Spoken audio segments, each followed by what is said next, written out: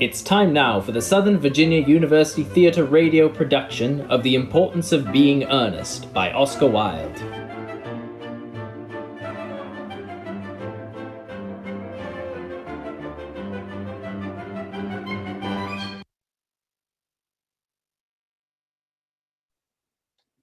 It's London in the year 1895, the London of Queen Victoria and Gilbert and Sullivan, of gaslights and hansom cabs, and the strange, exalted creatures, male and female, who inhabit what is known as high society.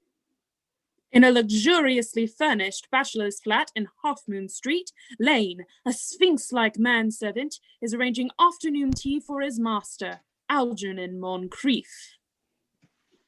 Oh, Lane, did you hear what I was playing? I didn't think it polite to listen, sir. Oh, I'm sorry for that, for your sake.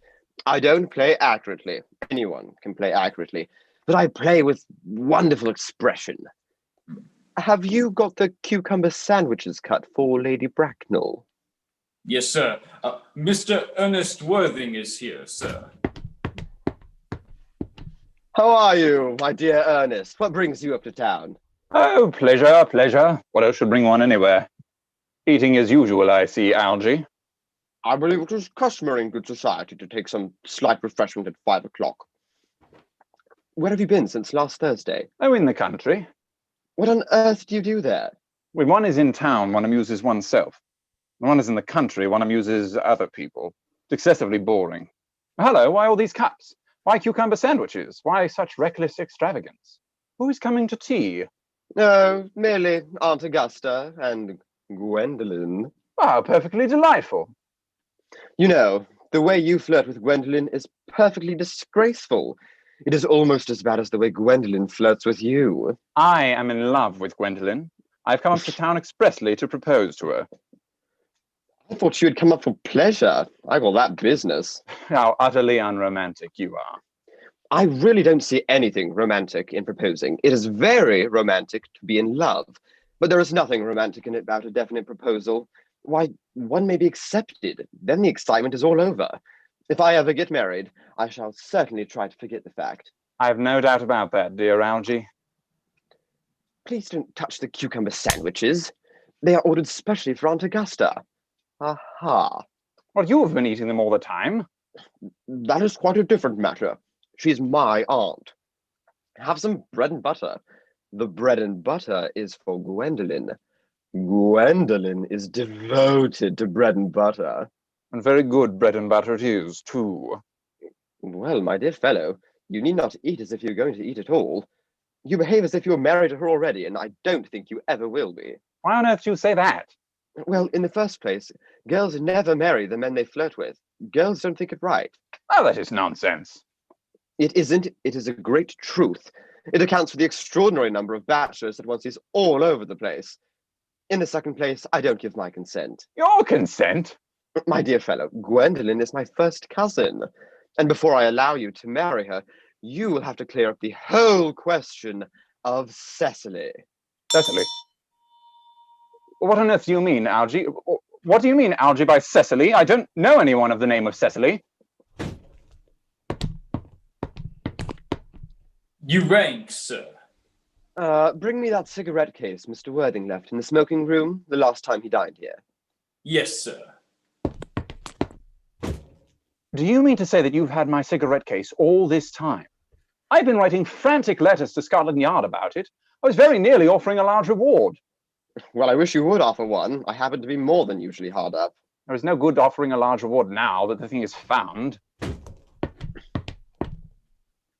The cigarette case, sir. I think that is rather mean of you, Ernest, I must say. But now that I look at the inscription inside, I find that the thing isn't yours after all. Of course it's mine. You've seen me with it 100 times. And you've no right whatsoever to read what is written inside. It's a very ungentlemanly thing to read a private cigarette case. More than half of modern culture depends on what one shouldn't read. I don't propose to discuss modern culture with you. It isn't the sort of thing one should talk of in private. I simply want my cigarette case back. Yes, but this isn't your cigarette case. This cigarette case is a present from someone of the name of Cecily. And you said you didn't know anyone of that name. Well, if you want to know, Cecily happens to be my aunt. Your aunt? Yes, charming old lady she is too. Lives at Tunbridge Wells. Just give it back to me, Algy. But why does she call herself Little Cecily if she is your aunt and lives at Tunbridge Wells? From Little Cecily with her fondest love. My dear fellow, what on earth is there in that? Some aunts are tall, some aunts are not tall. That is a matter that surely an aunt may be allowed to decide for herself. For heaven's sake, give me back my cigarette case. Yes, but why does your aunt call you her uncle? From Little Cecily with her fondest love to her dear Uncle Jack. There is no objection, I admit, to an aunt being a small aunt, but why an aunt, no matter what her size may be, should call her own nephew her uncle, I can't quite make out. Besides, your name isn't Jack at all, it is Ernest. It isn't Ernest, it's Jack. You have always told me your name was Ernest. I have introduced you to everyone as Ernest. You answer to the name of Ernest. You look as if your name was Ernest. You are the most earnest-looking person I ever saw in my life. It is perfectly absurd you're saying that your name isn't Ernest. It's on your cards. Ah, here is one of them.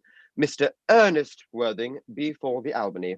I'll keep this as a proof that your name is Ernest if ever you attempt to deny it to me or to Gwendolen or to anyone else. Well, my name is Ernest in town and Jack in the country, and the cigarette case was given to me in the country. Yes, but that does not account for the fact that your small Aunt Cecily, who lives at Tunbridge Wells, calls you her dear uncle. Come, old boy, you had much better have the whole thing out at once. My dear Algy, you talk exactly like a dentist. Go on, tell me the whole thing. I may mention that I have always suspected, and now I am quite sure, that you are a confirmed and secret Bunburyist. Bunburyist? What on earth do you mean by a Bunburyist? I'll reveal to you the meaning of that incomparable expression when you are kind enough to tell me why you are Ernest in town and Jack in the country. Well, produce my cigarette case first. Here it is. Now, produce your explanation, and pray, make it improbable. Well, there's nothing improbable about it. Old Mr. Thomas Cardew, who adopted me when I was a little boy, made me in his will guardian to his granddaughter, Miss Cecily Cardew. Cecily, who addresses me as her uncle from motives of respect that you could not possibly appreciate, lives at my place in the country, under the admirable charge of her governess, Miss Prism. Where is that place in the country, by the way? That is nothing to you, dear boy. You are not going to be invited. I may tell you candidly, the place is not in Shropshire. I suspected that. I've Bunburied all over Shropshire on 2 separate occasions. Now, go on. When one is placed in the position of guardian, one has to adopt a very high moral tone on all subjects. It's one's duty to do so. And as a high moral tone can hardly be said to conduce very much to either one's health or one's happiness, in order to get up to town, I've always pretended to have a younger brother of the name of Ernest, who gets into the most dreadful scrapes. That, my dear Algy, is the whole truth, pure and simple. Oh no, what you really are is a Bunburyist. I was quite right in saying you were a Bunburyist. You are one of the most advanced Bunburyists I know. What on earth do you mean? You have invented a very useful younger brother called Ernest, in order that you may be able to come up to London as often as you like. I have invented an invaluable permanent invalid called Bunbury, in order that I may be able to go down into the country whenever I choose. Bunbury is perfectly invaluable. If it wasn't for Bunbury's extraordinary bad health, for instance, I wouldn't be able to dine with you tonight at Willis's, for I've been really engaged to Aunt Augusta for more than a week. I haven't asked you to dine with me anywhere tonight. I know, you are absurdly careless about sending out invitations. It is very foolish of you. Besides, now that I know you to be a confirmed Bunburyist, I naturally want to talk to you about Bunburying. I want to tell you the rules. I'm not a Bunburyist at all. If Gwendolen accepts me, I think I'm going to kill my younger brother. Indeed, I think I'll kill him in any case. Cecily is a little too much interested in him. It's rather a bore. So I'm going to get rid of Ernest, and I strongly advise you to do the same with your absurd friend with that absurd name. Nothing will induce me to part with Bunbury, and if you ever get married, which seems to me extremely problematic, you'll be very glad to know Bunbury. A man who marries without knowing Bunbury has a very tedious time of it. That is nonsense. If I marry a charming girl like Gwendolen, I certainly want to know Bunbury. Then your wife will. You don't seem to realize that in married life, 3 is company and 2 is none. Ah, that must be Aunt Augusta. Only relatives or creditors ever ring in that Wagnerian manner. Now, if I get you out of the way for 10 minutes so that you can have an opportunity of proposing to Gwendolen, may I dine with you at Willis's tonight? I suppose so, if you want to. Ah, yes, but you must be serious about it. I hate people who are not serious about meals. It is so shallow of them. Lady Bracknell and Miss Fairfax. Good afternoon, dear Algernon. I hope you are behaving very well. I am feeling very well, Aunt Augusta. That's not quite the same thing. In fact, the two things rarely go together. Mr. Worthing. Dear me, Gwendolen, how smartly you're dressed. I'm always smart. Am I not, Mr. Worthing? You are quite perfect, Miss Fairfax. I hope I'm not that. It would leave very little room for developments, and I intend to develop in many directions. Won't you come and sit here, Gwendolen? Thanks, Mamma. I'm quite comfortable where I am. Oh. I'm sorry if we are a little late, Algernon, but I was obliged to call on dear Lady Harbury. I hadn't been there since her poor husband's death.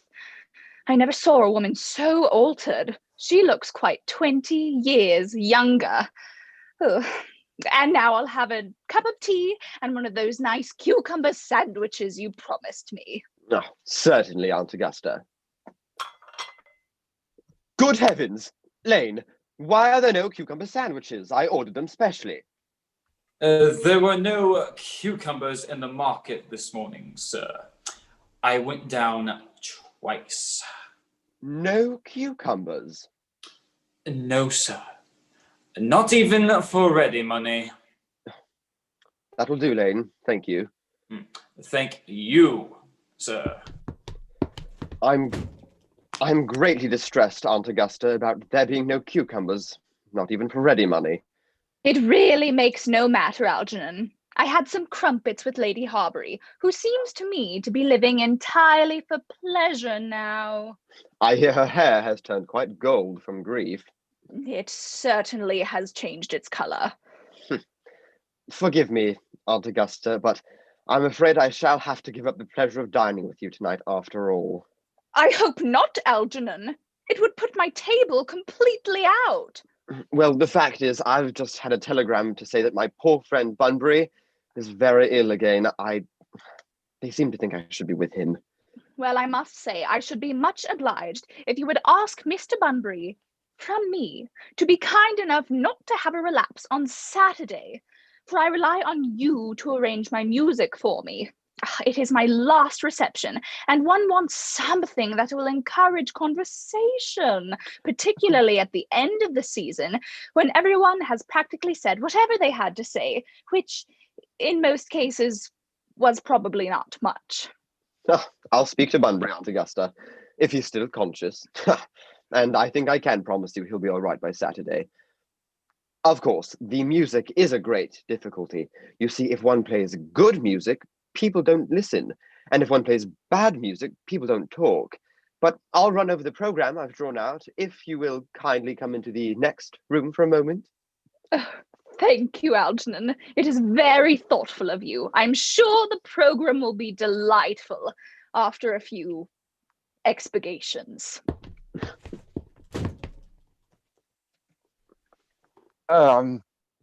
Charming day it has been, Miss Fairfax.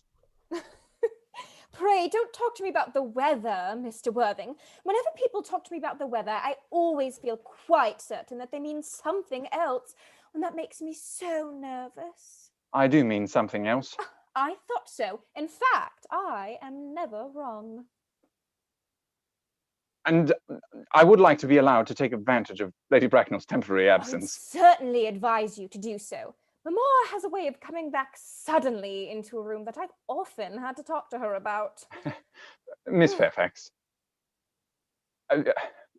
ever since I met you, I've admired you more than any girl I ever met since I met you. Yes, I am quite well aware of the fact, and I often wish that in public, at any rate, you had been more demonstrative. For me, you've always had an irresistible fascination. Even before I met you, I was far from indifferent to you. We live, as I hope you know, Mr. Worthing, in an age of ideals, and it has always been my ideal to love someone of the name of Ernest. There is something in that name that inspires absolute confidence. The moment Algernon mentioned to me that he had a friend called Ernest, well, I knew I was destined to love you. Do you really love me, Gwendolen? Passionately. Darling, you don't know how happy you've made me. My own Ernest. But do you really mean to say that you couldn't love me if my name wasn't Ernest? Well, your name is Ernest. Oh, yes, it is. I know it is. But supposing it was something else. That is clearly a metaphysical speculation, and, like most metaphysical speculations, has very little reference at all to the actual facts of real life as we know them. Personally, darling, to speak quite candidly, I don't much care for the name of Ernest. I don't think the name suits me at all. It suits you perfectly. It's a divine name. It has a music of its own. It produces vibrations. Well, really, Gwendolen, I must say, I think there are lots of other nicer, much nicer names. I think Jack, for instance, charming name. Jack? No, there is very little music in the name of Jack, if any at all, indeed. It produces no music, no thrill, has absolutely no vibrations. No, the only really safe name is Ernest. Gwendolen, I must get christened at once. I mean, we must be married at once. There is no time to be lost. Married, Mr. Worthing? Well, yes, surely. You know that I love you, and you led me to believe, Miss Fairfax, that you are not absolutely indifferent to me. I adore you, but you haven't proposed to me yet. Well, when may I propose to you now? I think it would be an admirable opportunity, and to spare you any possible disappointment, Mr. Worthing, I think it only fair to tell you quite frankly beforehand that I am fully determined to accept you. Gwendolen. Yes, Mr. Worthing, what have you to say to me? Well, you know what I've got to say to you. Yes, but you don't say it! Gwendolen.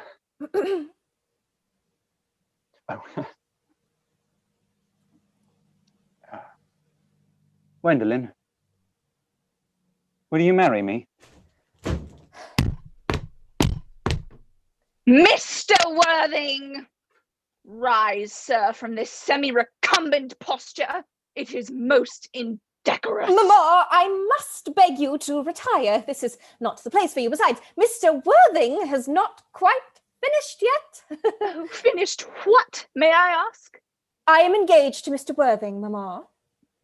Oh, pardon me, you are not engaged to anyone. When you do become engaged to someone, I or your father, should his health permit him, will inform you of the fact. You will wait for me below in the carriage.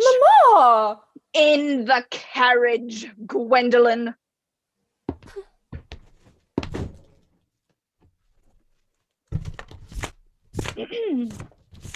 Mr. Worthing, I have some questions to put to you, but I feel bound to tell you that you are not on my list of eligible young men. However, I am quite ready to enter your name, should your answers be what a really affectionate mother requires. Do you smoke? Well, yes, I must admit, I smoke. I am glad to hear it. A man should always have an occupation of some kind. I have always been of opinion that a man who desires to get married should know either everything or nothing. Which do you know? I know nothing, Lady Bracknell. I am pleased to hear it.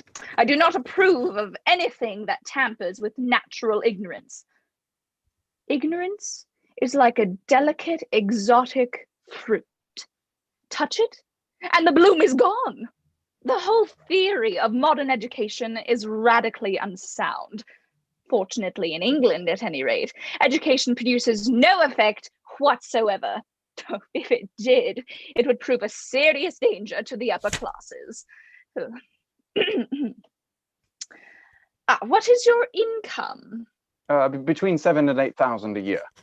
In land or in investments? In investments, chiefly. That is satisfactory. Land has ceased to be either a profit or a pleasure. It gives one position, but prevents one from keeping it up. I have a country house with some land, of course, attached to it. About 1,500 acres, I believe, but I don't depend on that for any real income. You have a townhouse too, I hope. A girl with a simple, unspoiled nature like Gwendolen could hardly be expected to reside in the country. Well, I own a house in Belgrave Square, but it is let by the year. Of course, I can get it back whenever I choose, at 6 months' notice. Now to minor matters. Are your parents living? I have lost both my parents.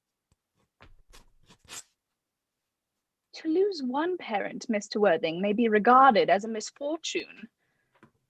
To lose both looks like carelessness. The fact is, Lady Bracknell, it would be nearer the truth to say that my parents seem to have lost me. I don't actually know who I am by birth. I was found. Found?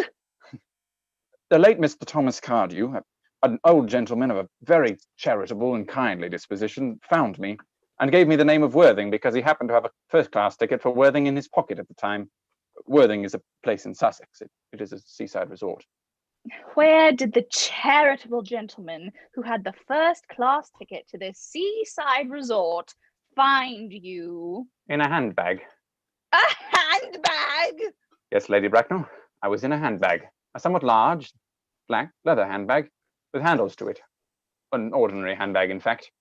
In what locality did this Mr. James or Thomas Cardew come across this ordinary handbag? In the cloakroom at Victoria Station. It was given to him in mistake for his own. The cloakroom at Victoria Station? Yes, the Brighton line. The line is immaterial. Mr. Worthing, I confess I feel somewhat bewildered by what you have just told me. To be born, or at any rate bred in a handbag, whether it had handles or not, seems to me to display a contempt for the ordinary decencies of family life that reminds one of the worst excesses of the French Revolution. And I presume you know what that unfortunate movement led to. May I ask then what you would advise me to do? I need hardly say I would do anything in the world to ensure Gwendolen's happiness. I would strongly advise you, Mr. Worthing, to try and acquire some relations as soon as possible and to make a definite effort to produce, at any rate, one parent of either sex before the season is quite over. Well, I don't say I could possibly manage to do that. I can produce the handbag at any moment. It's in my dressing room at home. I really think that should satisfy you, Lady Bracknell. Me, sir? What has it to do with me? You can hardly imagine that I and Lord Bracknell would dream of allowing our only daughter, a girl brought up with the utmost care, to marry into a cloakroom and form an alliance with a parcel. Good morning, Mr. Worthing. Good morning. Da-dun, da-dun, da-dun, da-dun. For goodness sakes, Algy, stop singing that ghastly tune. Didn't it go off all right, old boy? You don't mean to say Gwendolen refused you? Oh, Gwendolen is as right as a trivet. As far as she is concerned, we're engaged. Her mother, on the other hand, is an absolute gorgon. I don't really know what a gorgon is, but I'm quite sure that Lady Bracknell is one. Algy, you don't suppose there is any chance of Gwendolen becoming like her mother in about 150 years, do you? All women become like their mothers. That is their tragedy. No man does. That's his. Is that clever? It is perfectly phrased, and quite as true as any observation in civilized life should be. By the way, did you tell Gwendolen the truth about your being Ernest in town and Jack in the country? My dear fellow, the truth isn't quite the sort of thing one tells to a nice, sweet, refined girl. Besides, before the end of the week, I shall have got rid of Ernest. My poor brother Ernest is going to be carried off quite suddenly in Paris, of a chill. But I thought you said that Miss Cardew was a little too much interested in your poor brother Ernest. Won't she feel his loss a good deal? Oh, Cecily is not a silly romantic girl, I'm glad to say. She's got a capital appetite, goes on long walks, and pays absolutely no attention at all to her lessons. I would rather like to see Cecily. I shall take very good care you never do. She's excessively pretty, and she's only just 18.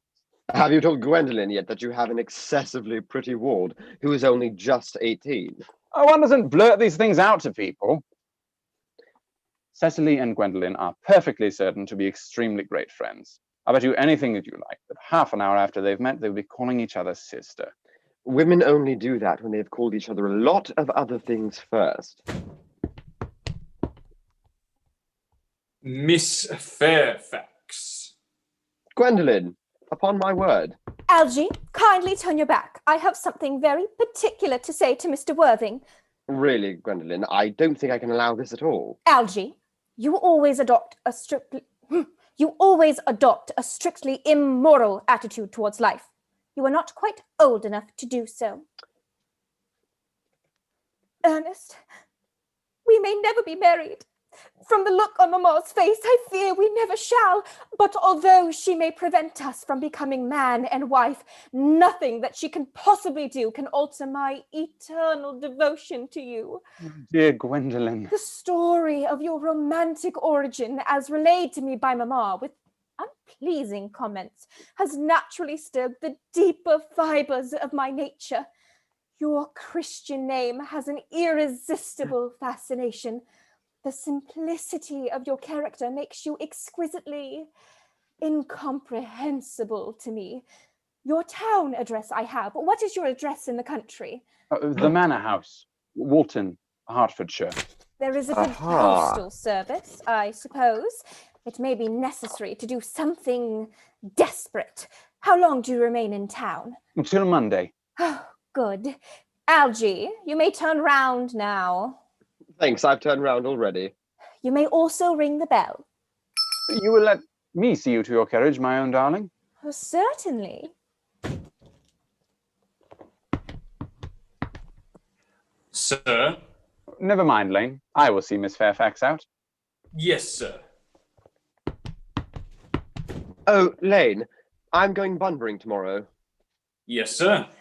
I shall probably not be back till Monday. You can put up my dress clothes, my smoking jacket, and all the Bunbury suits. Yes, sir. I hope tomorrow will be a fine day, Lane. It never is, sir. Lane, you're a perfect pessimist. I do my best to give satisfaction, sir. There's a sensible, intellectual girl. The only girl I ever cared for in all my life. What are you so amused at? I'm a little anxious about poor Bunbury.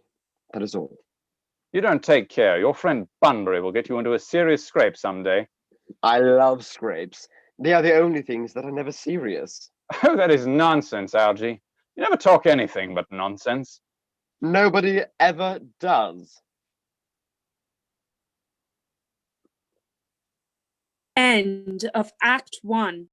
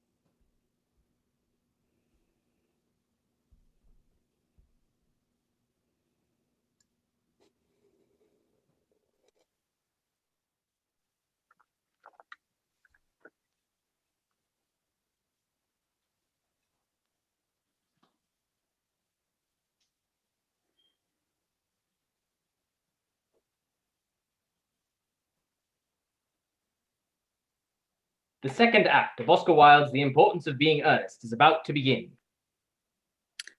We are in the garden of the country estate of Jack Worthing, where Miss Prism is giving lessons to her pupil, Cecily Cardew, at a table set under a large yew tree. A flight of grey stone steps leads up to the manor house. Cecily! Cecily, we should have been at our labour quite 20 minutes ago. Cecily! Unfortunately, I was detained by a slight mishap to my... Well, never mind about that. Your German grammar's on the table. But I don't like German. This isn't at all a becoming language. I know that I look quite plain after my German lesson. Child, your guardian laid particular stress on your German as he was leaving for town yesterday. Indeed, he always lays stress on your German as he's leaving for town. Dear Uncle Jack is so very serious. Sometimes he's so serious that I think he cannot be well. Mr. Worthing has many troubles in his life. You must remember that constant anxiety about that unfortunate young man, his brother. I wish Uncle Jack would allow his brother Ernest to come down here sometimes. We could have a great influence over him, Miss Prism. You know, German and geology and things of that sort influence a man very much. Indeed, I am not sure that I would desire to reclaim him. I am not in favor of this modern mania of turning bad people into good people at a moment's notice. As a man sow, so let him reap. You must put away your diary, Cecily. I really don't see why you should keep a diary at all. I keep a diary in order to entertain the wonderful secrets of my life. If I didn't write them down, I should probably forget all about them. Memory, my dear Cecily, is the diary that we all carry about with us. Yes, but it usually chronicles things that have never happened. I believe that memory is responsible for nearly all the 3-volume novels in the world. Do not speak slightingly on the 3-volume novel, Cecily. I wrote one myself in earlier days. Did you really, Miss Prism? And was your novel ever published? Alas, no. The manuscript, unfortunately, was lost or mislaid. Do your work, child. These speculations are profitless. But I see dear Dr. Chasuble coming up through the garden. Dr. Chasuble! This is indeed a pleasure.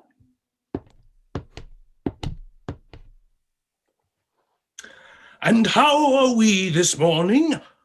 Miss Prism, you are, I trust, well?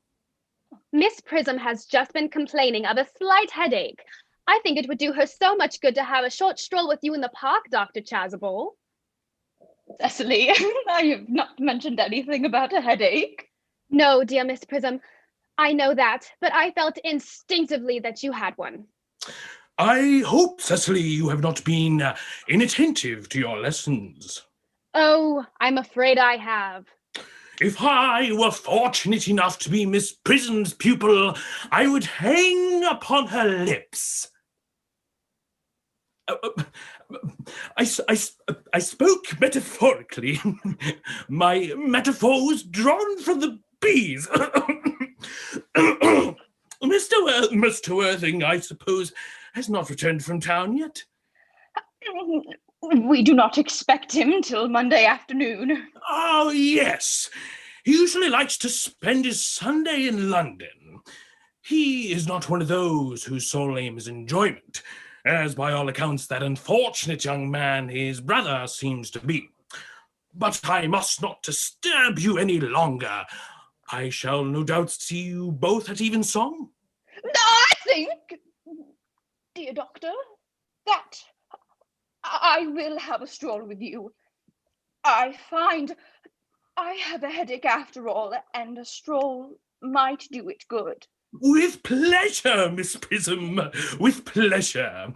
We might go as far as the schools and back. That would be delightful. Cecily, you will read your political economy in my absence. If you would follow me, Miss Prism. Yeah. Horrid political economy. Horrid geography. Horrid German.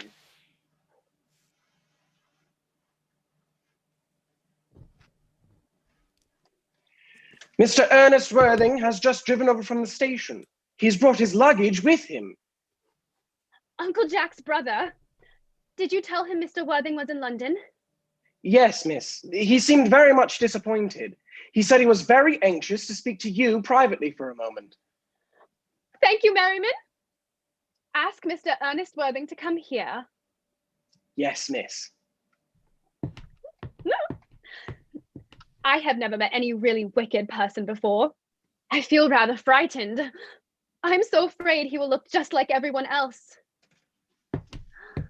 He does. You are my little cousin Cecily, I'm sure. I am not little. In fact, I believe I am more than usually tall for my age. But I am your cousin Cecily. You, I see from your card, are Uncle Jack's brother, my cousin Ernest. My wicked cousin Ernest. Oh, I'm not really wicked at all, cousin Cecily. If you are not, then you have certainly been deceiving all of us in a very inexcusable manner. Oh, of course, I have been rather reckless. I'm glad to hear it.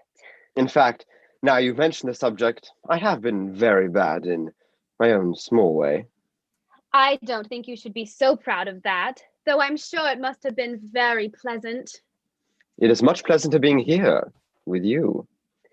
I can't understand how you are here at all. Uncle Jack won't be back till Monday afternoon. That is a great disappointment. I'm obliged to go up by the first train on Monday morning. Well, I think you'd better wait till Uncle Jack arrives. I know he wants to speak to you about your immigrating. About my what? Your immigrating. He's gone up to buy your outfit. Oh, I certainly wouldn't let Jack buy my outfit. He has no taste in neckties at all. I don't think you will require neckties. Uncle Jack is sending you to Australia. Australia? I'd sooner die. I think you should reform me instead, cousin Cecily. I'm afraid I've no time this afternoon. Well, would you mind my reforming myself this afternoon? It is rather quixotic of you, but I think you should try. I will. I feel better already. You are looking a little worse. That is because I'm hungry. How thoughtless of me. I should have remembered that when one is going to lead an entirely new life, one requires regular and wholesome meals. Won't you come in? Thank you. But you are the prettiest girl I ever saw. Miss Prism says that all good looks are a snare. They are a snare that every sensible man would like to be caught in. Oh, I don't think I would care to catch a sensible man. I shouldn't know what to talk to him about. You are too much alone, dear Dr. Chasuble. You should get married. The precept, as well as the practice of the primitive church, was distinctly against matrimony. That is obviously the reason why the primitive church has not lasted up to the present day. Oh. And you do not seem to realize, dear doctor, that by persistently remaining single, a man converts himself into a permanent public temptation. Men should be more careful. But is a man not equally attractive when married? No married man is ever attractive except to his wife. And often I've been told, not even to her. But where is Cecily? Perhaps she's followed us to the schools. Mr. Worthing! Mr. Worthing? This is indeed a surprise. We did not look for you till Monday afternoon. I've returned home sooner than I expected. Dr. Chasuble, I hope you're well. Dear Mr. Worthing, I trust this garb of woe does not betoken some terrible calamity. It's my brother. Dead. Your brother Ernest dead? Quite dead. What a lesson for him. I trust he will profit by it. Mr. Worthing, I offer you my sincere condolence. You have at least the consolation of knowing that you were always the most generous and forgiving of brothers. Poor Ernest. He had many faults, but it is a sad, sad blow. Very sad indeed. Were you with him at the end? No, he died abroad. In Paris, in fact. I had a telegram last night from the manager of the Grand Hotel. Was the cause of death mentioned? A severe chill, it seems. As a man sows, so shall he reap. Oh, charity, dear Miss Prism, charity. None of us are perfect. I myself am peculiarly susceptible to drafts. Will the interment take place here? No. He seems to have expressed a desire to be buried in Paris. In Paris? I fear that hardly points to any very serious state of mind at the last. Dr. Chasuble, I suppose you know how to christen, all right? I mean, of course, you are continually christening, aren't you? It is, I regret to say, one of the rector's most constant duties in this parish. I have often spoken to the poorer classes on the subject, but they don't seem to know what thrift is. But is there any particular infant in whom you are interested, Mr. Worthing? Your brother was, I believe, unmarried, was he not? Oh, yes.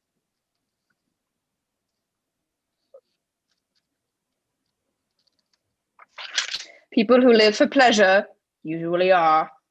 But it is not for any child, dear doctor. No, the fact is, I would like to be christened myself. This afternoon, if you've nothing better to do. But surely, Mr. Worthing, you have been christened already. Oh, I don't remember anything about it. Oh, very well. At what hour would you wish the ceremony performed? Would 5:30 do? Admirably, admirably. And now, dear Mr. Worthing, I will not intrude any longer into a house of sorrow. I would merely beg you not to be too much bowed down by grief. For what seems to us bitter trials are often blessings in disguise. This seems to me a blessing of an extremely obvious kind. Uncle Jack! Oh, I'm so pleased to see you back, but what horrid clothes are you wearing? Cecily! My child. Do look happy. I've got such a surprise for you. Who do you think is in the dining room? Your brother. Who? Your brother, Ernest. He arrived about half an hour ago. What nonsense. I haven't got a brother. Oh, don't say that. However badly he may have behaved to you in the past, he is still your brother. You couldn't be so heartless as to disown him. I'll tell him to come out, and you will shake hands with him. Won't you, Uncle Jack? Oh, these are very joyful tidings. We had all been resigned to his loss. This sudden return seems to me particularly distressing. Brother John! Oh, good heavens. I have come down from town to tell you that I'm very sorry for all the trouble I've given you, and that I intend to lead a better life in the future. Uncle Jack, you are not going to refuse your own brother's hand. Nothing will induce me to take his hand. I think his coming down here disgraceful. He knows perfectly well why. Uncle Jack, do be nice. There is some good in everyone. Ernest has just been telling me about his poor invalid friend, Mr. Bunbury. Oh, he's been talking to you about Bunbury, has he? Well, I won't have him talk to you about Bunbury or about anything else. Of course, I admit that the faults were all on my side, but I must say that I think that Brother John's coldness to me in my first visit here is peculiarly painful. Uncle Jack, if you don't shake hands with Ernest, I will never forgive you. Well, this is the last time I shall ever do it. It's pleasant, is it not, to see so perfect a reconciliation. I think we might leave these two brothers together. Cecily, you will come with us. Certainly, Miss Prism. My little task of reconciliation is over. Algy, you young scoundrel. You must get out of this place as soon as possible. I won't allow any bunburying here. Excuse me, sir. I have put Mr. Ernest's luggage in the room next to yours. I suppose that is all right. What? Mr. Ernest's luggage, sir. I have unpacked it and put it in the room next to your own. His luggage? Yes, sir. 3 trunks, a dressing case, 2 hat boxes, and a large luncheon basket. I'm afraid I can't stay more than a week this time. Merriman, order the dog cart at once. Mr. Ernest has been suddenly called back to town. Yes, sir. What a fearful liar you are, Jack. I've not been called back to town at all. And besides, Cecily is a darling. You are not to talk of Miss Cardew like that. I don't like it. Well, I don't like your mourning clothes. Why on earth don't you go up and change? It is perfectly childish to be in deep mourning for a man who is actually staying for a whole week in your house as a guest. You are certainly not staying with me for a whole week as a guest or as anything else. You have got to leave by the 4:05 train. I certainly won't leave you so long as you're in mourning. It would be most unfriendly. Where will you go if I change my clothes? Yes, if you're not too long.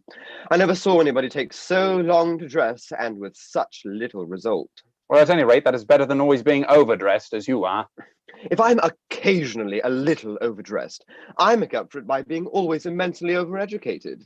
Your vanity is ridiculous, your conduct an outrage, and your presence in my garden absolutely absurd.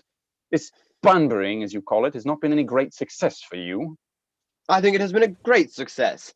I'm in love with Cecily, and that is everything. Ah, there she is. Oh, I merely came back to water the roses. I thought you were with Uncle Jack. He's gone to order the dog cart for me. Oh, is he going to take you for a nice drive? He's going to send me away. Then have we got to part? I'm afraid so. It is a very painful parting. The dog cart is at the door, sir. It can wait, Merriman, for 5 minutes. Yes, miss. I hope, Cecily, I shall not offend you if I state quite frankly and openly that you seem to me to be in every way the visible personification of absolute perfection. I think your frankness does you great credit, Ernest. If you will allow me, I will copy your remarks into my diary. Do you really keep a diary? I would give anything to look at it. When it appears in volume form, I hope you will order a copy. But pray, Ernest, don't stop. I delight in taking down from dictation. I have reached absolute perfection. You may go on. I'm quite ready for more.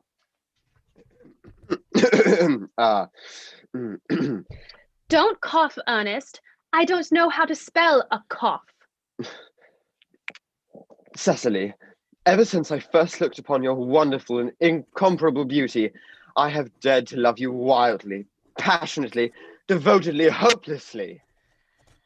I don't think you should be telling me that you love me wildly, passionately, devotedly, hopelessly. Hopelessly doesn't seem to make much sense, does it? Cecily. The dog cart is waiting, sir. Tell her to come round next week at the same hour. Very good, sir.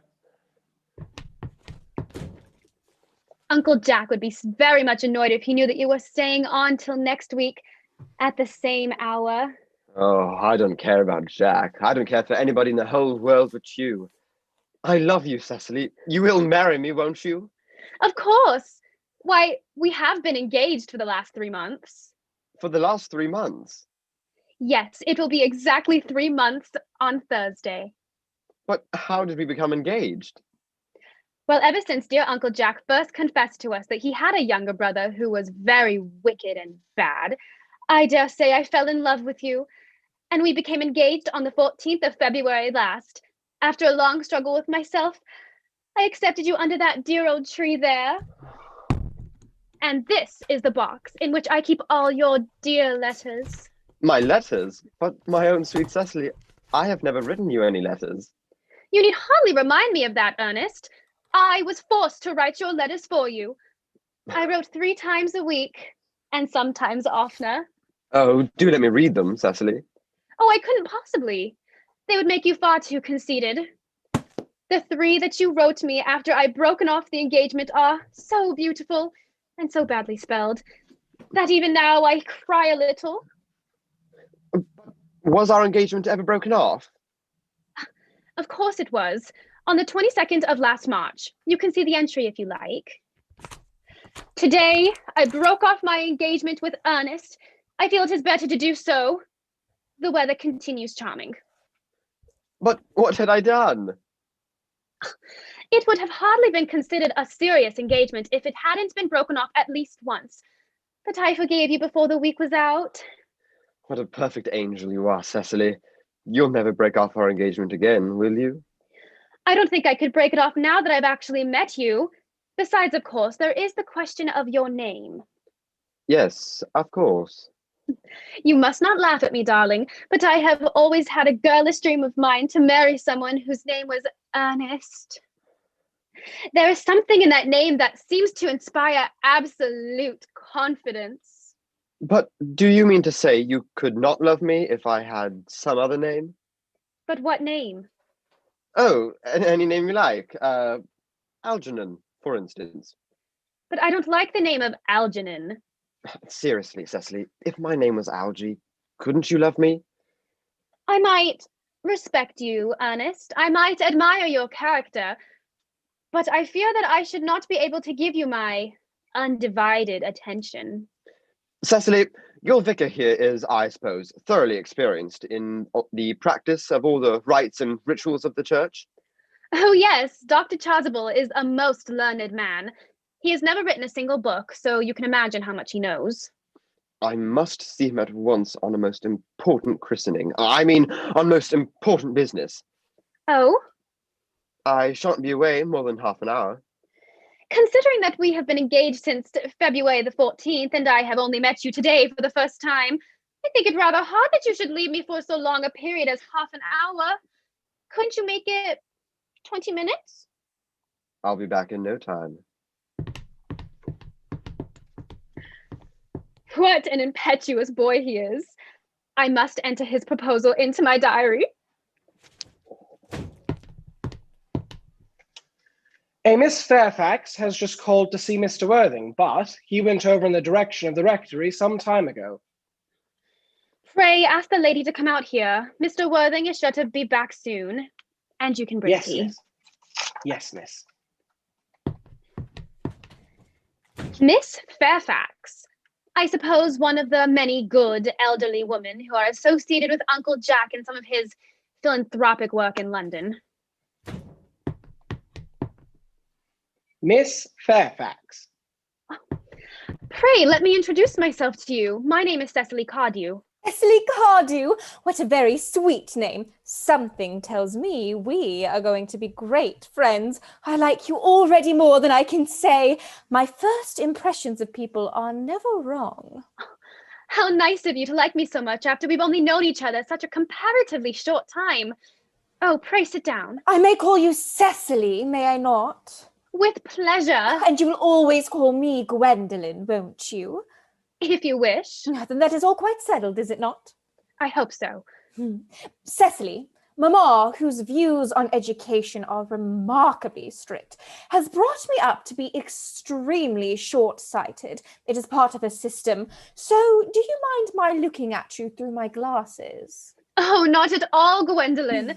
I am very fond of being looked at. You are here on a short visit, I suppose. Oh, no, I live here. Oh, really? Your mother, no doubt, or some female relative of advanced years resides here also.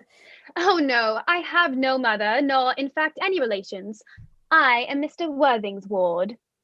Oh, well, it is strange. He never mentioned to me that he had a Award? How secretive of him. He grows more interesting hourly. I am not sure, however, that the news inspires me with feelings of unmixed delight. In fact, if I may speak quite candidly, Cecily. Oh, pray do. I think that whenever one has anything unpleasant to say, one should always be quite candid. Well, to speak with perfect candor, Cecily, I wish that you were fully 42 and more than usually plain for your age. Ernest has a strong, upright nature, but even men of the noblest possible moral character are extremely susceptible to the influence of the physical charms of others. A modern, no less than ancient history attests to it. If it were not so, indeed, history would be quite unreadable. I beg your pardon, Gwendolyn. Did you say Ernest? Yes. Oh, but it is not Mr. Ernest Worthing who is my guardian. It is his brother, his elder brother. Ernest never mentioned to me that he had a brother.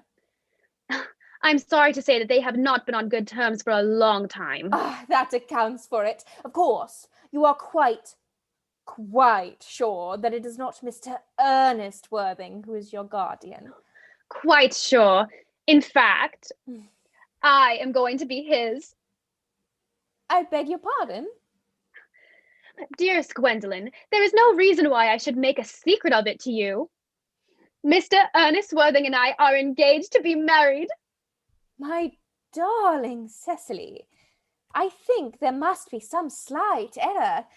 Mr. Worthing is engaged to me. I'm afraid you must be under some misconception. Ernest proposed to me exactly 10 minutes ago. Here is my diary. It is certainly very curious, for he asked me to be his wife yesterday afternoon at 5:30. If you would care to verify the incident in my diary, pray do so. I never travel without my diary. Someone should always have something sensational to read on the train. I am so sorry, dear Cecily, if it is any disappointment to you, but I am afraid that I have the prior claim. It would distress me more than I can say, dear Gwendolyn, if it caused you any mental or physical anguish.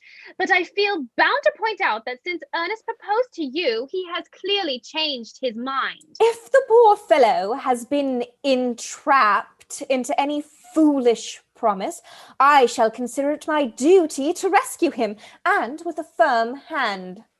Do you suggest, Miss Fairfax, that I entrapped Ernest into an engagement? How dare you? This is no time for wearing the shallow mask of manners. When I see a spade, I call it a spade. Well, I am glad to say that I have never seen a spade. It is obvious that our social spheres have been widely different. Shall I lay the tea here as usual, miss? Yes, as usual.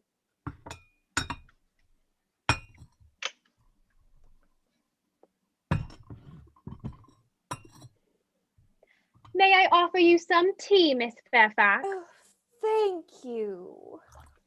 Sugar? No, thank you. Sugar is not fashionable anymore. Cake? Oh, bread and butter. Bread and butter, please. Cake is rarely seen in the best of houses nowadays. Cake, then. Hand that to Miss Fairfax. Miss Fairfax. Miss Cardew, you have filled my tea with lumps of sugar, and though I asked most distinctly for bread and butter, you have given me cake. I am known for the gentleness of my disposition, but I warn you, Miss Cardew, you may go too far. To save my poor, innocent, trusting boy from the machinations of any other girl, there are no lengths to which I would not go. From the moment I saw you, I distrusted you. I felt that you were false and deceitful. I am never deceived in such matters. It seems to me, Miss Fairfax, that I am trespassing on your valuable time. No doubt you have many other calls of similar character to make in the neighborhood. Oh, Ernest! My own Ernest! Gwendolen, darling. One moment. May I ask if you are engaged to be married to this young lady? To dear little Cecily? Of course not. What could have put such an idea into your pretty little head? Thank you. You may. Mwah. I knew there must be some misunderstanding, Miss Fairfax. The gentleman whose arm is at present round your waist is my guardian, Mr. John Worthing. I beg your pardon. This is Uncle Jack. Jack? Oh! Here is Ernest. My own love.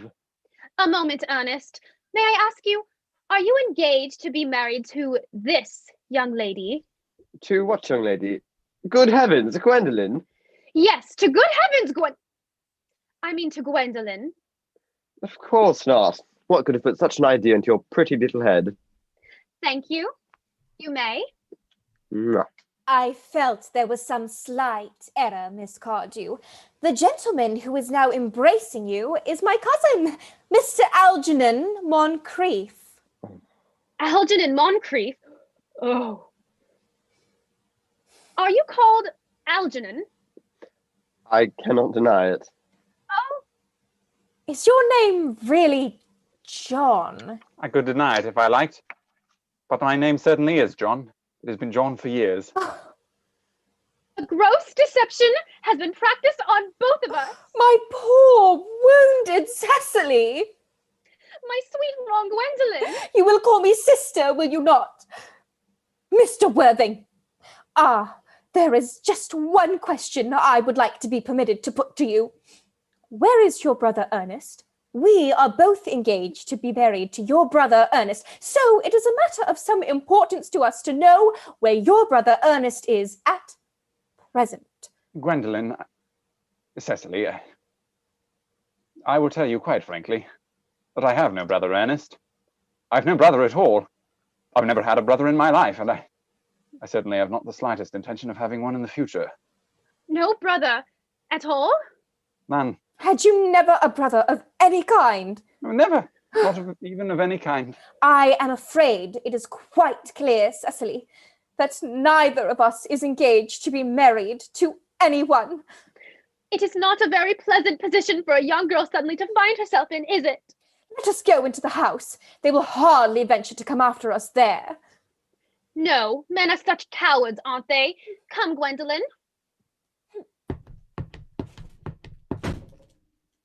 This ghastly state of things is what you call bunburying, I suppose.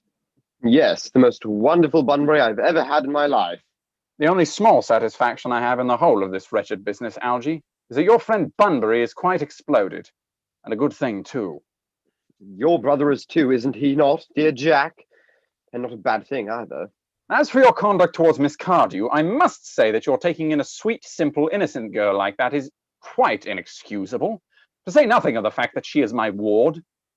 I can see no possible defense at all for your deceiving a clever, thoroughly experienced young lady like Miss Fairfax, to say nothing of the fact that she is my cousin. I wanted to be engaged to Gwendolen, that is all. I love her. Well, I simply wanted to be engaged to Cecily. I adore her. There is certainly no chance of your marrying Miss Cardew. I don't think there is much likelihood, Jack, of you and Miss Fairfax being united. Well, it's no business of yours. Ah, muffins.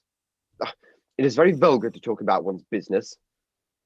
How can you sit there, calmly eating muffins when we're in this horrible trouble? You seem to me to be perfectly heartless. Well, I can't eat muffins in an agitated manner. I say it's perfectly heartless you're eating muffins at all under the circumstances. When I'm in trouble, eating is the only thing that consoles me. At the present moment, I'm eating muffins because I am unhappy. Besides, I'm particularly fond of muffins. Well, there's no reason why you should eat them all in that greedy way. Give them to me. I wish you'd have tea cake instead. I don't like tea cake. Good heavens! I suppose a man may eat his own muffins in his own garden. But you've just said that it was perfectly heartless to eat muffins. I said it was perfectly heartless of you, under the circumstances. That is a very different thing. I wish to goodness you would go. You can't possibly ask me to go without having some dinner. It's absurd. I never go without my dinner. No one ever does, except vegetarians. Besides, I've just made arrangements with Dr. Chasuble to be christened at 6:15 under the name of Ernest. My dear fellow, the sooner you give up that nonsense, the better. I made arrangements this morning with Dr. Chasuble to be christened myself at 5:30, and I naturally will take the name of Ernest. Gwendolen would wish it. We can't both be christened Ernest. It's absurd. Besides, there's no evidence at all that I've ever been christened by anybody. It's entirely different in your case. You've been christened already. Quite so. So I know my constitution can stand it. It might make you very unwell. You can hardly have forgotten that someone very closely connected with you was very nearly carried off this week in Paris by a severe chill. Oh, that is nonsense. You never talk anything but nonsense. Jack, you're at the muffins again. I wish you wouldn't. There are only 2 left. I told you I was particularly fond of muffins. I hate tea cake. Why on earth, then, do you allow tea cake to be served up for your guests? What ideas you have of hospitality. Algernon, I've already asked you to go. I don't want you here. Why don't you go?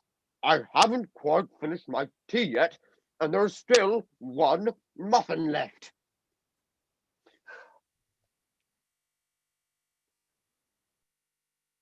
End of Act 2.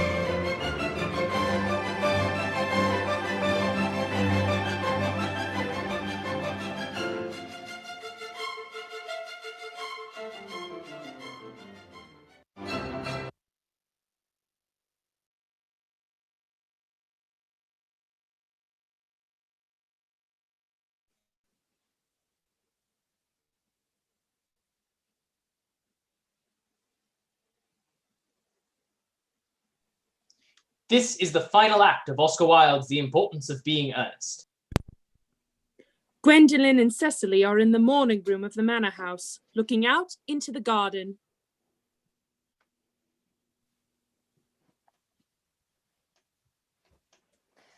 The fact that they did not follow us at once into the house, as anyone else would have done, seems to me to show that they have some sense of shame left. They have been eating muffins.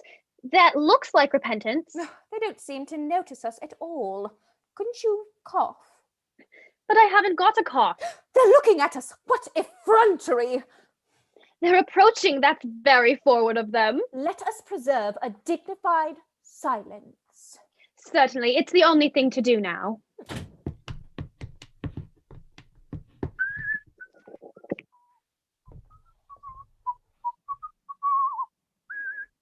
Mr. Worthing, I have something very particular to ask you. Much depends on your reply.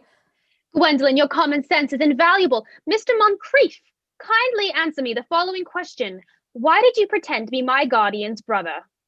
In order that I might have an opportunity of meeting you. That certainly seems a satisfactory explanation, does it not? Yes, dear, if you can believe him. Mr. Worthing, what explanation can you offer me for pretending to have a brother? Was it in order that you might have an opportunity of coming up to town to see me as often as possible? You doubt it, Miss Fairfax? Well, I have the gravest doubts on the subject, but I intend to crush them. Their answers have the stamp of truth upon them, especially Mr. Worthing's. I am more than content with Mr. Moncrief said. His voice alone inspires one with absolute credulity. Then you think we should forgive them? Yes. I mean, no. True. No. I had forgotten. There are principles at stake that one cannot surrender. Which of us should tell them? The task is not a pleasant one. Could we not both speak at the same time? An Excellent idea. I nearly always speak at the same time as other people. Will you take the time from me? Certainly. Your Christian names are still an inseparable barrier. That is all. Our Christian names? Christian names? Is that all? Is that all? We are going to be But we're going to be christened this afternoon. For my sake, you are prepared to do this terrible thing. I am. To please me, you are ready to face this fearful ordeal? I am. How absurd to talk of the equality of the sexes. Where questions of self-sacrifice are concerned, men are infinitely beyond us. We are. Darling. Darling.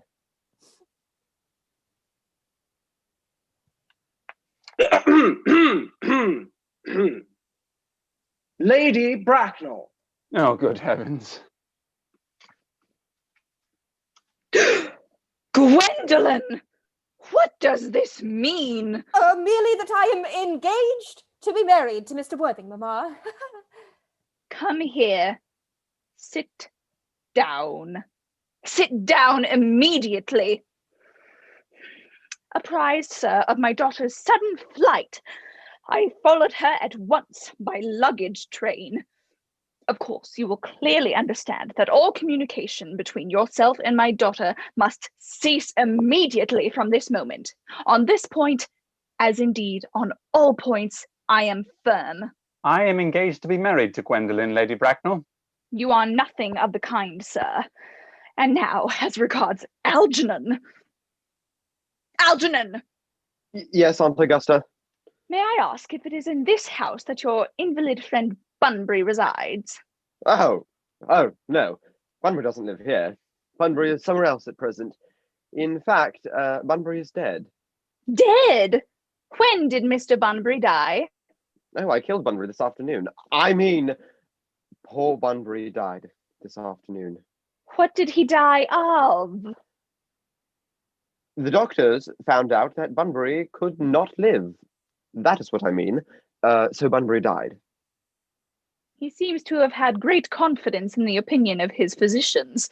I am glad, however, that he made his mind up at the last to some definite course of action and acted under proper medical advice. And now that we have finally got rid of this Mr. Bunbury, may I ask, Mr. Worthing, who is that young person whose hand my nephew Algernon is now holding in what seems to me a peculiarly unnecessary manner? That lady is Miss Cecily Cardew, my ward. I'm engaged to be married to Cecily, Aunt Augusta. I beg your pardon? Mr. Moncrief and I are engaged to be married, Lady Bracknell. The number of engagements that go on in Hertfordshire seems to me above the proper average. Mr. Worthing, is Miss Cardew at all connected with any of the larger railway stations in London? I merely desire information.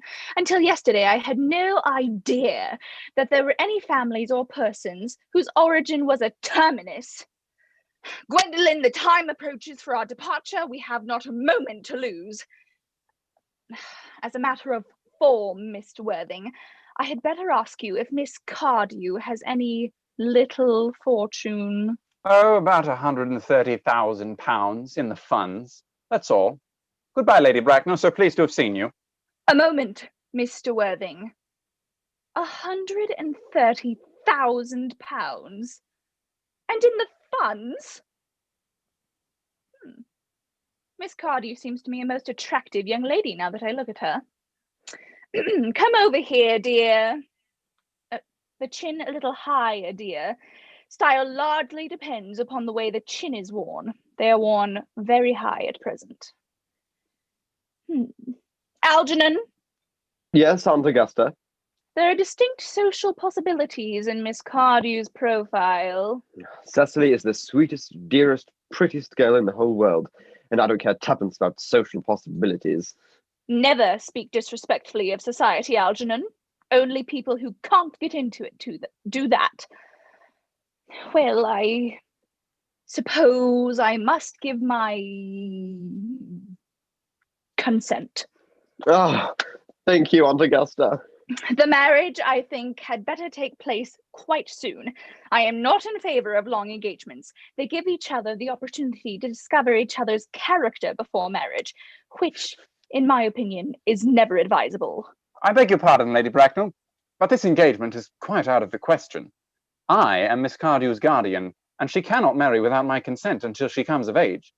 That consent I absolutely decline to give. Upon what grounds, may I ask? Algernon is an extremely, I may almost say, an ostentatiously eligible young man. He has nothing, but he looks everything. What more can one desire? It pains me very much to have to speak quite frankly to you, Lady Bracknell, about your nephew. The fact is, I do not approve of his moral character. I suspect him of being untruthful. Untruthful? My nephew, Algernon? Impossible! He was at Oxford. I fear there can be no possible doubt about the matter. This afternoon, during my temporary absence in London on an important question of romance, he obtained admission to my house by means of the false pretense of being my brother. He succeeded in the course of the afternoon in alienating the affections of my only ward. He subsequently stayed to tea and devoured every single muffin. And what makes his conduct all the more heartless is that he was perfectly well aware from the first that I have no brother, that I've never had a brother, and that I don't intend to have a brother, not even of any kind. Come over here, sweet child. How old are you, dear? 18, Aunt Augusta. Well, it will not be very long before you are of age, and I don't think your guardian's consent is, after all, a matter of any importance. Pray excuse me, Lady Bracknell, for interrupting you again. But it is only fair to tell you that according to the terms of her grandfather's will, Miss Cardew does not come legally of age till she is 35. That does not seem to me to be a grave objection. 35 is a very attractive age. London society is full of women who are of the very highest birth and of their own free choice have remained 35 for years. Algie, could you wait for me till I was 35? Of course I could, Cecily. You know I could. Of course, I felt it instinctively, but I couldn't wait all that time. I hate waiting even 5 minutes for anyone. Then what is to be done, Cecily? I don't know, Mr. Moncrief. My dear Mr. Worthing, as Miss Cardew states positively that she cannot wait until she is 35, I would beg of you to reconsider your decision. But my dear Lady Bracknell, the matter is entirely in your hands. The moment you consent to my marriage with Gwendolen, I will most gladly allow your nephew to form an alliance with my ward. Oh, you must be quite aware that what you suggest is out of the question. And a passionate celibacy is all that any of us can look forward to. Oh, come, dear, we have already missed 5, if not 6 trains. To miss any more might expose us to comment on the platform. Everything is quite ready for the christenings. The christening, sir? Is not that somewhat premature? Both these gentlemen have expressed a desire for immediate baptism. At their age? Oh, the idea is grotesque and irreligious. Am I to understand then that there are to be no christenings at all this afternoon? I don't think that as things are now, it would be of much practical value to either of us, Dr. Chasuble. As your present mood seems to be one unusually secular, I will return to the church at once. Indeed, I've just been informed by the pew opener for the last hour and a half Miss Prism has been waiting for me in the vestry. Miss Prism? Did I hear you mention a Miss Prism? Yes, Lady Bracknell, I'm on my way to join her. Is this Miss Prism a female of repellent aspect, remotely connected with education? She is the most cultivated of ladies and the very picture of respectability. It is obviously the same person. May I ask what position she holds in your household? I am a celibate, madam. Miss Prism, Lady Bracknell, has been for the last 3 years Miss Cardew's esteemed governess and valued companion. In spite of what I hear of her, I must see her at once. Let her be sent for. She approaches. She is nigh. I was told you expected me in the vestry, dear Canon. I have been waiting for you there for an hour and 3/4. Lady Bracknell. Prism. Come here, Prism. Prism. Where is that baby? Baby? Baby? There's a baby? Miss Prism, do you... Elsie, Jack, did you see you that there's have a baby? Definition No, baby. no, Where's the baby? where is it? 34 years ago, Prism, you left Lord Bracknell's house in charge of a perambulator that contained a baby of the male sex. You never returned. The perambulator was discovered at midnight, standing by itself in a remote corner of Bayswater. It contained the manuscript of a 3-volume novel of more than usually revolting sentimentality. But the baby was not there. Prism, where is that baby? Lady Bracknell, I admit with shame that I do not know. I only wish I did. The plain facts of the case are these. On the morning of the day you mention, a day that is forever branded on my memory, I prepared as usual to take the baby out in its perambulator.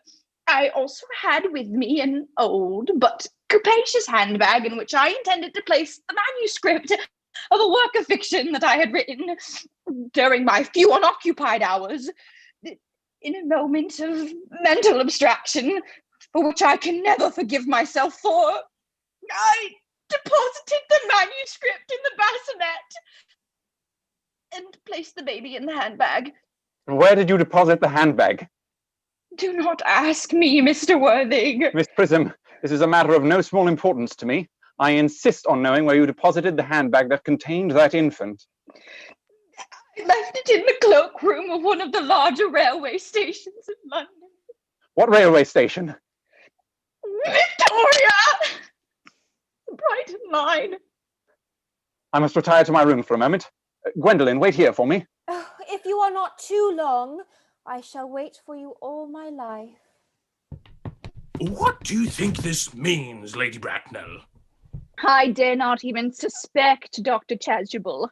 I need hardly tell you that in families of high position, strange coincidences are not supposed to occur.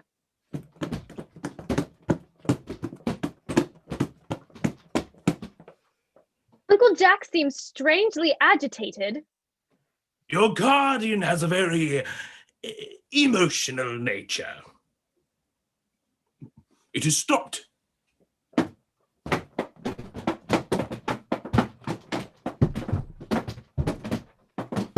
Oh, the suspense is terrible.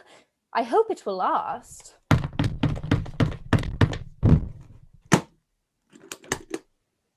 Is this the handbag, Miss Prism? Examine it carefully before you speak. The happiness of more than one life depends on your answer. The bag is undoubtedly mine. I am delighted to have it unexpectedly restored to me. It has been a great inconvenience being without it all these years. Miss Prism, more is restored to you than that handbag. I was the baby you placed in it. You? Yes. Mother? Mr. Worthing, I am unmarried. Unmarried? I do not deny it. It is a serious blow, but after all, who has the right to cast a stone at one who has suffered so much? Mother, I forgive you. Mr. Worthing, there is some error. There is the lady who can tell you who you really are. Well, Lady Bracknell,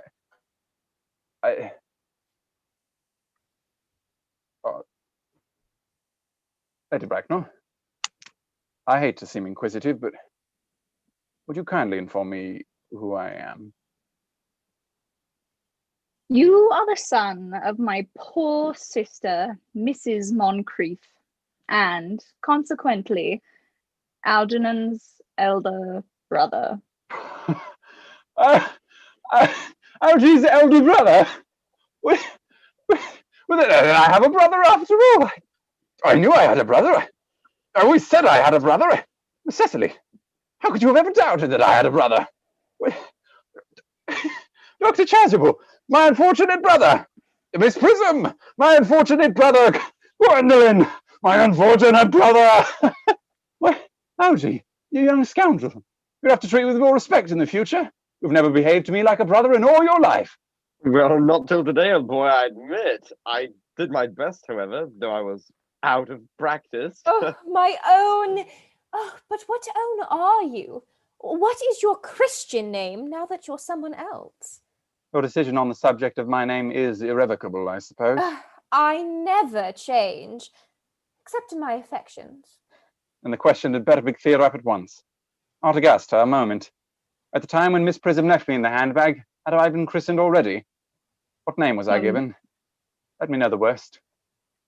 Being the eldest son, you were naturally christened after your father. Yes, but what was my father's Christian name?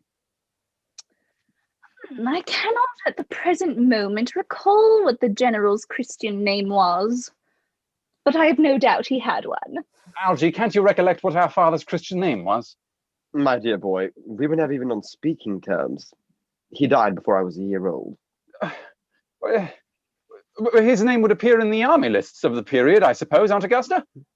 The general was essentially a man of peace, except in his domestic life, but I have no doubt his name would appear in any military directory. Well, the army lists of the last 40 years are here.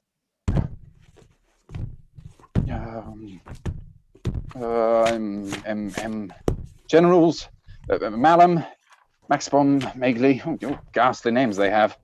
Markby, Migsby, Mobbs, Moncrief, Lieutenant, 1840, Captain, Lieutenant Colonel, Colonel, General, 1869.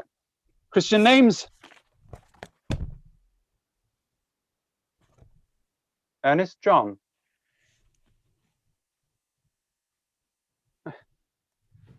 I always told you, Gwendolyn, my name was Ernest, didn't I? It is Ernest after all. I mean, it naturally is Ernest. I knew I had some particular reason for disliking the name. Ernest, my own Ernest. I felt from the first that you could have no other name. Oh, Gwendolyn, it is a terrible thing for a man to find out suddenly that all his life he's been speaking nothing but the truth. Can you ever forgive me? I can, for I feel that you are sure to change. Oh, my own one. Letitia! Frederick, at last! Cecily, at last! Oh, Gwendolyn, at last. My nephew, you seem to be displaying signs of triviality. On the contrary, Aunt Augusta, I've now realized for the first time in my life the vital importance of being earnest.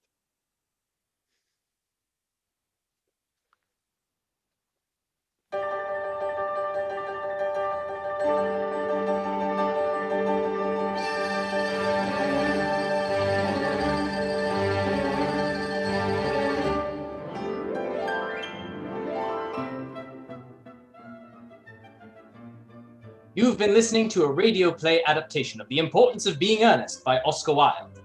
Starring in tonight's production were, as Jack Worthing, Nicholas Dunlap; as Gwendolyn Fairfax, Aubrey Goldhammer; as Algernon Moncrief, Jonah Rasmussen; as Cecily Cardew, Rhys McRoberts; as Lady Bracknell, Kinsey Clough; as Miss Prism, Melinda Lobdell; as Reverend Chasuble, Ethan Goodmanson; as Lane the Manservant, Isaac Massey; as Merriman the Butler, Stephen Ewan; Our Foley artists were Talia Caldwell Andrews and Tiara Comstock. Tonight's play was directed by Robert Stoddard. The technical director was Brent Hansen, and the production advisor and acting coach was Amory Clough. Natalie Kelly was the stage manager, and Daniel Goldhammer was the production engineer. Tune in on November 29th at 7:30 for our next virtual play reading of a musical adaptation of the classic novel Little Women, composed by Robert Stoddard. You won't want to miss it. This has been a Southern Virginia University Theatre production. Good night.